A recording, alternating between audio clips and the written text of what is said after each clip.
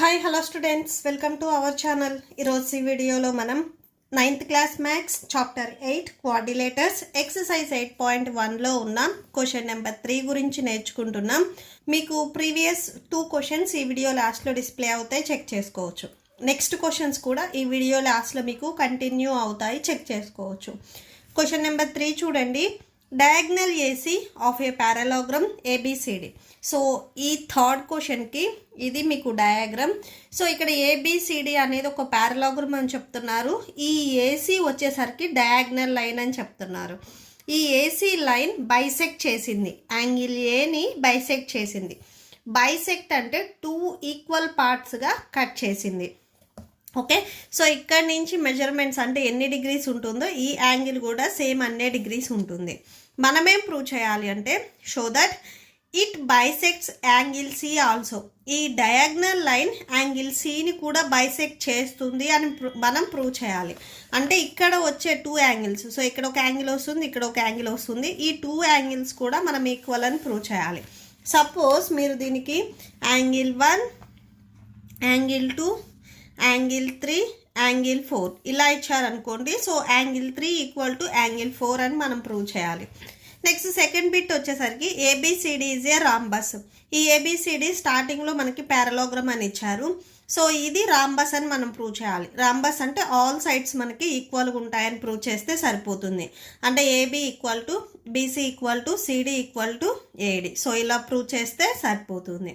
So solution చూడండి. Solution: ABCD is a parallelogram and diagonal AC bisects angle A. ABCD అనేది first పారాలోగ్రామ్ అని చెప్తున్నారు.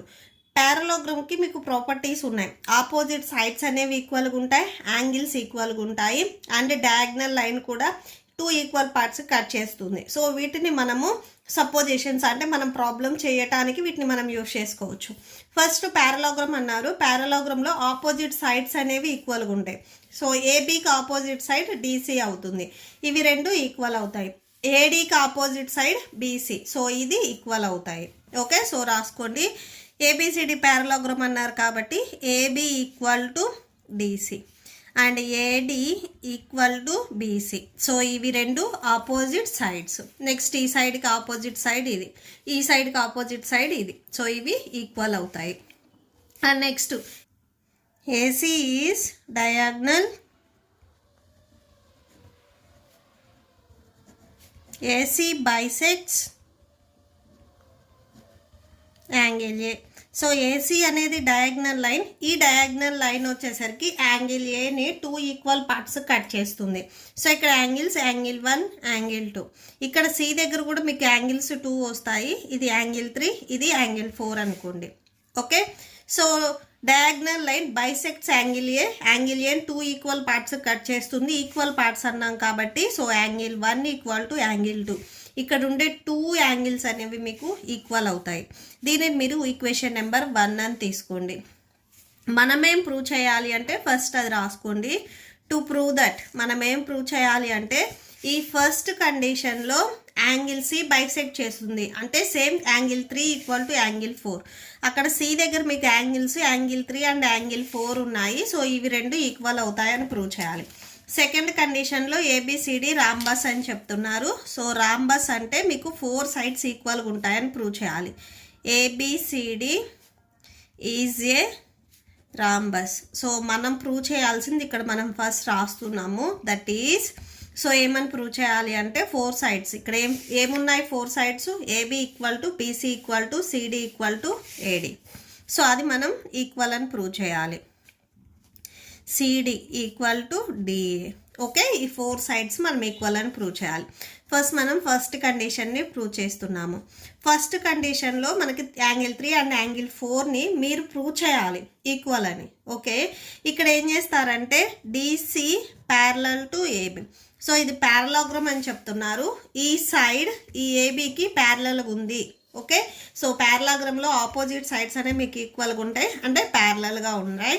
So AC అనేది transversal అవుతుంది and AC is transversal. Transversal line. Okay, చూడండి DC first మీకు ఇలా ఉంది అండ్ నెక్స్ట్ ఏబి అనేది లైన్ ఇలా ఉంది. సో ఇది డిసి, ఇది ఏబి. ఇక్కడ ఈ లైన్ వచ్చేసరికి మీకు డయాగ్నల్ లైన్ అవుతుంది. ఓకే, సో ఈ లైన్ మీరు ఇట్లా ఎక్స్టెండ్ చేసుకోండి. ఏసీ లైన్ అండ్ ఈ డీసీ లైన్ మీరు ఎక్స్టెండ్ చేసుకోండి. ఇక్కడ ట్రాన్స్వర్సల్ లైన్ దీన్ని కూడా ఎక్స్టెండ్ చేయండి. ఇక్కడ మీకు యాంగిల్స్ ఉన్నాయి చూడండి. సో ఇక్కడ యాంగిల్ వచ్చేసరికి యాంగిల్ 1, ఈ డౌన్లోది యాంగిల్ 2. సేమ్ ఇక్కడ కూడా యాంగిల్ 3, యాంగిల్ 4. సో ఇక్కడ ఉంది చూడండి, సేమ్ డయాగ్రామ్లో సేమ్ అదే. ఓకే, సో ఇక్కడ ఉన్న లైన్ని మనం ఇలాగా ఎక్స్టెండ్ చేసుకున్నట్లయితే సో ఇది ట్రాన్స్వర్సల్ లైన్ అవుతుంది. ఇక్కడ మీకు 4 యాంగిల్స్ వస్తాయి. సో మీకు ఆల్రెడీ తెలుసు ఆల్టర్నేటివ్ ఇంటీరియర్ యాంగిల్స్ ఈక్వల్ అవుతాయి. యాంగిల్ 1, యాంగిల్ 2, యాంగిల్ 3, యాంగిల్ 4 ఇవన్నీ ఇంటీరియర్ ఇన్సైడ్ ఉన్నాయి. ఓకే, సో మీకు ఇక్కడ యాంగిల్స్ వస్తే ఇవి అవుట్ సైడ్ అవుతాయి, ఇవన్నీ లోపలే ఉన్నాయి interior angles. Alternative interior angles equal అవుతాయి. యాంగిల్ 1కి ఆల్టర్నేటివ్ ఇంటీరియర్ యాంగిల్ యాంగిల్ 4 అవుతుంది. So angle 1 equal to angle 4. మీకు ఆపోజిట్లో ఉంటే ఆల్టర్నేటివ్ ఇంటీరియర్ యాంగిల్స్ అంటాము. ఓకే, సో యాంగిల్ 1 యాంగిల్ 4కి ఈక్వల్ అవుతుంది, యాంగిల్ 2 యాంగిల్ 3కి ఈక్వల్ అవుతుంది. So angle 2 equal to angle 3. So ఇవి ఎలా ఈక్వల్ అయ్యాయి అంటే ఇటు alternative interior angles, alternate interior angles.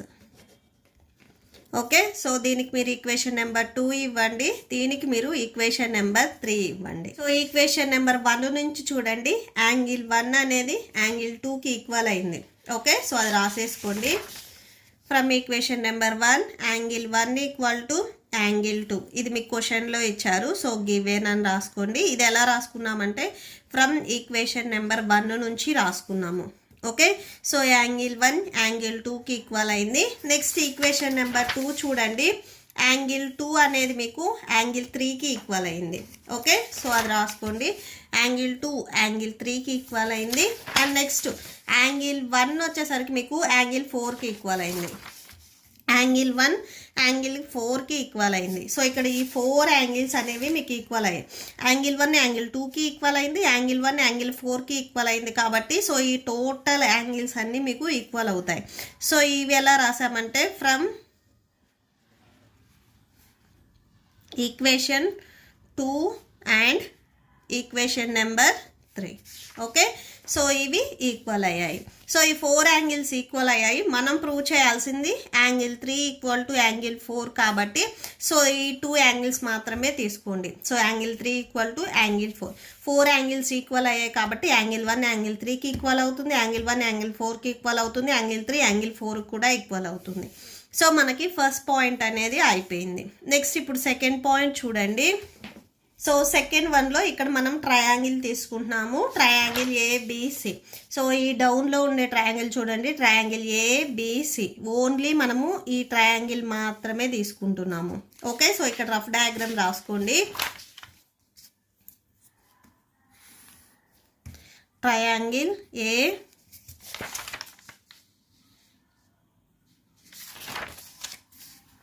ABC. Okay, so in triangle ABC. So ఈ ట్రయాంగిల్లో మీకు యాంగిల్స్ కూడా ఉన్నాయి చూడండి. సో ట్రయాంగిల్ ఏబిసి ఈ డౌన్లో ఉండే ట్రయాంగిల్ తీసుకున్నప్పుడు మీకు ఇక్కడ యాంగిల్ 2 అండ్ యాంగిల్ 4 ఉన్నాయి. Okay, so angle 2 and angle 4 రాసుకోండి. ట్రయాంగిల్లో యాంగిల్ 2 యాంగిల్ 4. సో ఇక్కడ యాంగిల్ 2 అండ్ యాంగిల్ 4 కూడా మీకు ఈక్వల్ అవుతాయి. ఓకే, సో ఎందుకంటే ఇది మనం బిఫోర్ ఫస్ట్ బిట్ నుంచి రాస్తున్నాము. ఫ్రమ్ ఈక్వేషన్ కాదు, ఇది ఫస్ట్ బిట్. సో ఫస్ట్ బిట్లో మీకు ఈ 4 యాంగిల్స్ ఈక్వల్ అయ్యాయి కాబట్టి సో యాంగిల్ 2 కూడా మీకు యాంగిల్ 4కి ఈక్వల్ అవుతుంది. Okay, so from first bit. మీరు ప్రీవియస్ చాప్టర్లో ఆల్రెడీ నేర్చుకున్నారు, sides opposite to equal angles are equal. ఏవైతే 2 యాంగిల్స్ ఈక్వల్ అయ్యాయో వాటికి ఆపోజిట్లో ఉండే సైడ్స్ అనేవి ఈక్వల్ అవుతాయి.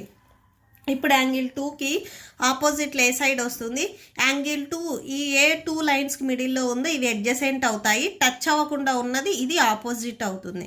అంటే యాంగిల్ 2కి ఆపోజిట్ సైడ్ మీకు బీసీ అవుతుంది. ఓకే, సో బీసీ రాసుకోండి. బీసీ ఈక్వల్ టు యాంగిల్ 4కి ఆపోజిట్. మీ యాంగిల్ 4కి ఈ లైన్ మీకు టచ్ అయ్యింది, ఇవి అడ్జసెంట్ అవుతాయి. టచ్ అవ్వకుండా ఏదైతే మీకు ఎదురుగా ఉందో సో ఈ సైడ్ వచ్చేసరికి మీకు ఆపోజిట్ సైడ్ అవుతుంది. ఓకే, సో ఏబి వచ్చేసరికి ఆపోజిట్ సైడ్ అవుతుంది. యాంగిల్ 4కి ఆపోజిట్ సైడ్ ఏబి అవుతుంది. ఓకే, సో ఇక్కడ సిన్స్ పాయింట్స్ రాసుకోండి. Sides opposite to equal angles are equal. Okay, so మనకు బీసీ ఈక్వల్ టు ఏబి వచ్చింది. మనం సెకండ్ బిట్లో ఏంటంటే 4 సైడ్స్ అనేవి ఈక్వల్ అని ప్రూవ్ చేయాలి. సో ఇక్కడ మనకు బీసీ అండ్ ఏబి ఈక్వల్ వచ్చాయి. నెక్స్ట్ సిడి అండ్ డిఏ కూడా ఈక్వల్ అని ప్రూవ్ చేసుకుందాము, సరిపోతుంది. ఓకే, సో నెక్స్ట్ చూడండి, మీకు ఇప్పుడు ఈ అప్ సైడ్ ఉన్న ట్రయాంగిల్ తీసుకోండి, ట్రయాంగిల్ ఏడిసి. ఓకే, సో ఇప్పుడు ఈ అప్ సైడ్ ఉన్న ట్రయాంగిల్ తీసుకోండి, ట్రయాంగిల్ ఏడిసి.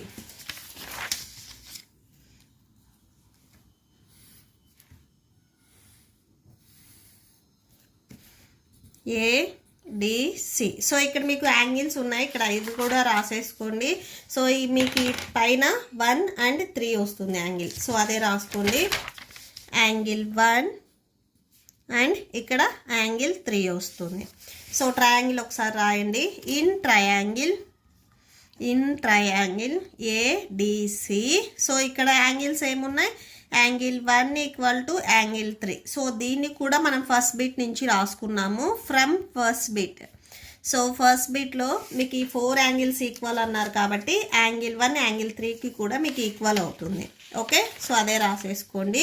నెక్స్ట్ ఈ యాంగిల్కి ఆపోజిట్లో ఉండే సైడ్ చూడండి, యాంగిల్ 1కి ఆపోజిట్లో ఉండే సైడ్ డిసి అవుతుంది.